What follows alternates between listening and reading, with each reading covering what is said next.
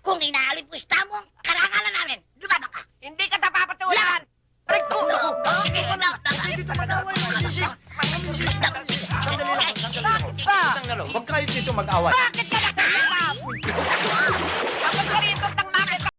Magandang araw sa lahat. Sa episode na ito, pag-uusapan natin ang buhay ng isang alamat sa larangan ng komedya sa Pilipinas, si Chiche.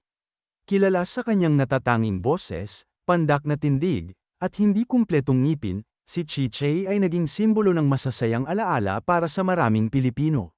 Sa kanyang mahabang karera, siya ay nakapagbigay ng saya sa loob ng higit 5 dekada. Alamin natin ang kanyang makulay na kwento. Alamin natin ang kanyang kwento. Dito sa Pinoy Wisdom.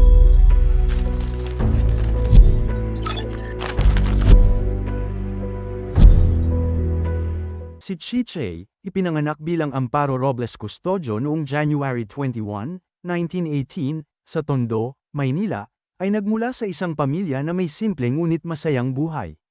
Ang kanyang ama ay isang ship steward, habang ang kanyang ina ay mula sa Bulacan. Sa murang edad, ipinakita na ni Chiche ang kanyang interes sa pag-arte at pagkanta. Nagsimula siya bilang isang mang-aawit at chorus line dancer sa mga vaudeville shows, kasama ang kanyang kapatid na si Iluminada. Nakuha niya ang kanyang screen name na Chiche mula kay Atang de la Rama, na hango sa salitang Hapon na Chiize, na nangangahulugang maliit. Ang kanyang kakaibang hitsura at nakakatawang personalidad ang nagdala sa kanya sa showbiz, kung saan siya ay naging regular sa mga vaudeville at kalaunan ay naging bituin sa pelikula. Noong 1949, nag-debut si Chiche sa pelikulang Huwag Ka Nang Magtampo ng Sampaguita Pictures. Ang kanyang unang malaking break ay ang pelikulang Goryo at Tekla, 1953, kung saan ipinareha siya kay Tolandoy. Ang tambalan nila ay nag-click sa mga manunood at naging isa sa mga pinakasikat na comic duos sa industriya ng pelikula. Isa sa kanyang pinakatanyag na papel ay bilang mapag-alagang lola ni Bonjing sa pelikulang Bonjing, 1954, na muling ginampanan niya noong 1989 sa isang remake ng Viva Films. Bukod sa pelikula, naging aktibo rin si Chiche sa telebisyon. Noong 1960s hanggang 1980s, lumabas siya sa iba't ibang programa tulad ng The Nida Nestor Show at Kaluskos Musmos. Isa rin sa mga huling proyekto niya ay ang pagbibida bilang Lola Basyang sa pelikulang Mga Kwento ni Lola Basyang, 1986. Aktibo si Chiche sa pelikula at telebisyon hanggang sa kanyang pagpanaw noong March 31, 1993.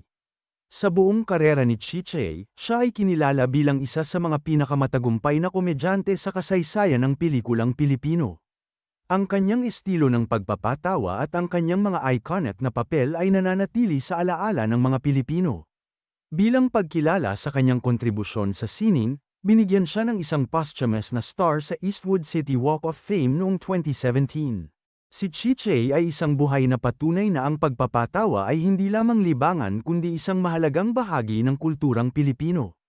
Ang kanyang mga pelikula at palabas ay nag-iwan ng hindi mabuburang marka sa kasaysayan ng entertainment sa Pilipinas. Huwag kalimutang i-share ang video na ito upang mas marami pang makaalam sa buhay ng isang tunay na alamat ng komedya, si Chiche. Maraming salamat sa panunood. Hanggang sa muli, dito lang yan sa Pinoy Wisdom.